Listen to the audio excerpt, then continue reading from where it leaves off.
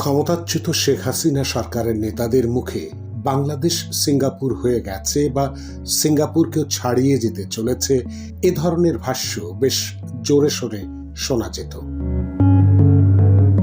সামাজিক যোগাযোগ মাধ্যমে এই সংক্রান্ত আলাপের সরগমের মধ্যেই কোনো একজনের ফেসবুক পোস্টে একটি মন্তব্য ছিল, সিঙ্গাপুর একটি দুর্ভাগা দেশ, দেশটির ঐতিহাসিক স্বাধীনতা দিবসও নেই, বিজয় দিবসও নেই, যা আছে সেটি হচ্ছে ঘাড় ধাক্কা দিয়ে বের করে দেওয়া দিবস।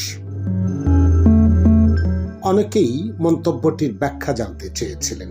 সিঙ্গাপুরে বিজয় দিবস ও স্বাধীনতা দিবস না থাকায় তাদের মূল্যায়নের আনুষ্ঠানিক কোনো দিনও নেই, কিন্তু সিঙ্গাপুরের লি কুয়ান ইউ মাত্র 3টি নীতিমালা নিয়েই তার ছোট্ট নগর রাষ্ট্রটিকে বিশ্বের জন্য আদর্শ রাষ্ট্র হিসেবে সুপ্রতিষ্ঠিত করে গেছেন। ঘাড় ধাক্কা দিয়ে বের করে দেওয়া কথাটি খোদ সিঙ্গাপুরের দ্রষ্টা, স্রষ্টা, নির্মাতা লি কুয়ান ইউর।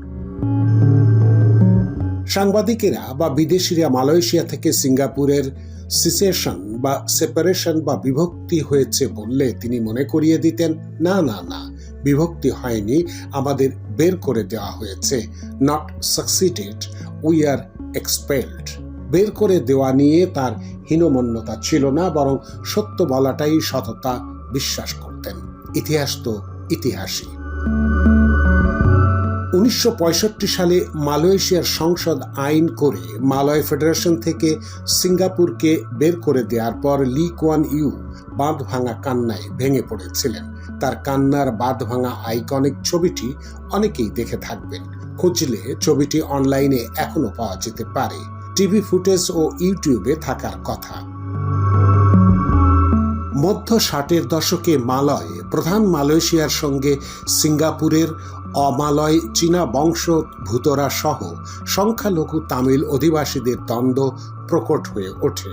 সাংস্কৃতিক পরিচিতির কারণে পিছিয়ে পড়া এবং কেন্দ্রের দ্বারা প্রান্তে শোষিত হওয়া এবং অন্যান্য বৈষম্যের কারণে দ্বন্দ্ব বাড়ছিল। 1964 সালে একটি সাংস্কৃতিক দাঙ্গাও হয়েছিল। মালয়েশিয়া সিঙ্গাপুর দ্বন্দ্ব পরিস্থিতিতে মালয়েশিয়ার সংসদ আইন করে সিঙ্গাপুরকে আলাদা করে দিল।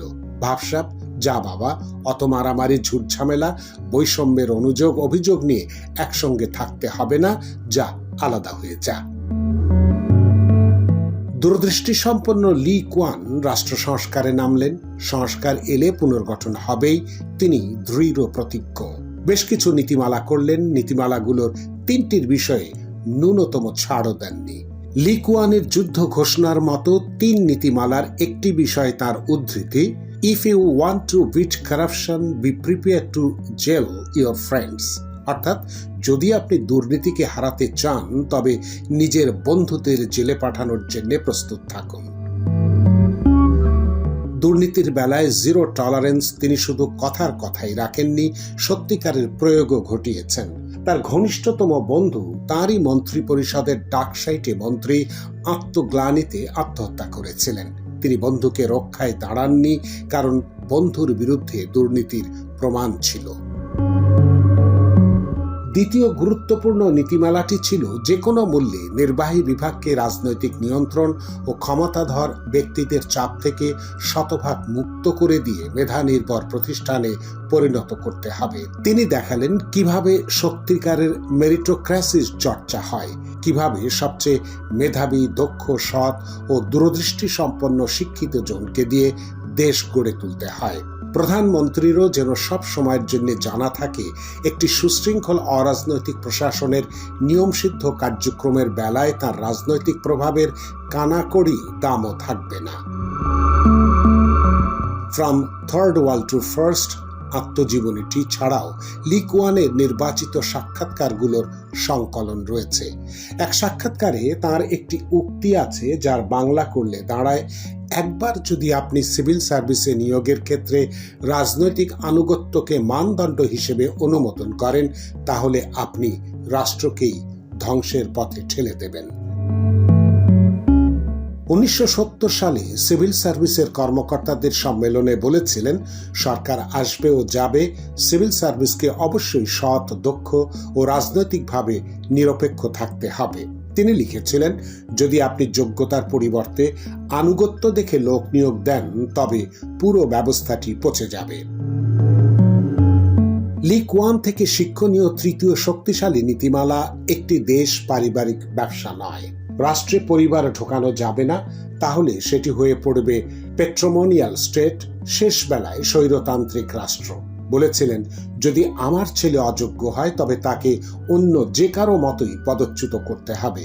আরেকবার বলেছিলেন, যে মুহূর্তে আপনার পরিবার ধরাছোঁয়ার বাইরে চলে যাবে সেই মুহূর্তেই রাষ্ট্র শেষ হয়ে যাবে। লি কুয়ানের ছেলে লি শিয়েন লু প্রধানমন্ত্রী হয়েছিলেন, কিন্তু সেটি মোটেও উত্তরাধিকারের রাজনীতির মাধ্যমে ঘটেনি। লি শিয়েন বহু বছর সেনাবাহিনী, প্রশাসন ও মন্ত্রিসভায় নানা পর্যায়ে ও ধাপে কাজ করেছেন। কাউকে ডিঙিয়ে তার প্রমোশন হয়নি। ক্ষমতায় আসার আগে তাকে লম্বা পথ পাড়ি দিয়ে দলীয় কাঠামো ও সংসদীয় প্রক্রিয়ার ভেতর দিয়ে গিয়েই প্রধানমন্ত্রী হতে হয়েছিল। লি কুয়ান উইল করে গেলেন যাতে তার মৃত্যুর পর অক্সলি রোডের ঐতিহাসিক বাড়িটি ভেঙে ফেলা হয়, কারণ বাড়িটি যেন কোনোভাবেই রাজনৈতিক স্মৃতিসৌধ বা পারিবারিক ক্ষমতার প্রতীক হয়ে উঠতে না পারে। স্বভাবতই তার সন্তানদের মধ্যে উইলটি নিয়ে মতভেদ তৈরি হয় তার উইলকালে এবং জীবদ্দশাতেই। তবু লি কুয়ান ইউ নিজের অবস্থান বদলাননি। তার ভাষ্য ছিল, ব্যক্তিগত স্মৃতি রাষ্ট্রের প্রতীক হয়ে উঠলে রাজনীতি আবেগবন্দী হয়ে পড়ে। 1971 সালের বিজয় পরবর্তী বাংলাদেশের সঙ্গে সিঙ্গাপুরের চিত্র মিলিয়ে দেখা যাক এবার। বাংলাদেশের রাজনৈতিক নেতৃত্ব অন্তত এই তিনটি নীতিমালার উপর দাঁড়িয়ে এগোনোর রাজনৈতিক সততার পথে হাঁটতে পারত, কিন্তু হেঁটেছে শতভাগ উল্টো পথে। 1972 সাল থেকেই দুর্নীতি সর্বগ্রাসী রূপ নিতে থাকে।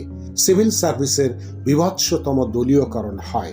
অসংখ্য অদক্ষ, অযোগ্য, অপরাধী ও দুর্নীতিবাজ মানুষে প্রশাসন ভরে গিয়েছিল। সেই যে মগজে পচনের শুরু, রোগটির সংক্রামক হয়ে ওঠা আর থামেনি। পরিবারতান্ত্রিক রাজনীতির বয়সও 55 বছরে পড়েছে। এবারও কি আমরা আবারও সিঙ্গাপুর হওয়ার সেই সুযোগটি হারাবো? প্রিয় দর্শক, আমাদের এই চ্যানেলটি যদি আপনার ভালো লেগে থাকে তাহলে অবশ্যই লাইক, কমেন্ট, শেয়ার এবং সাবস্ক্রাইব করে আমাদের পাশে থাকুন। আপডেটের প্রতিটি মুহূর্তে দুনিয়া digital, world news meets truth.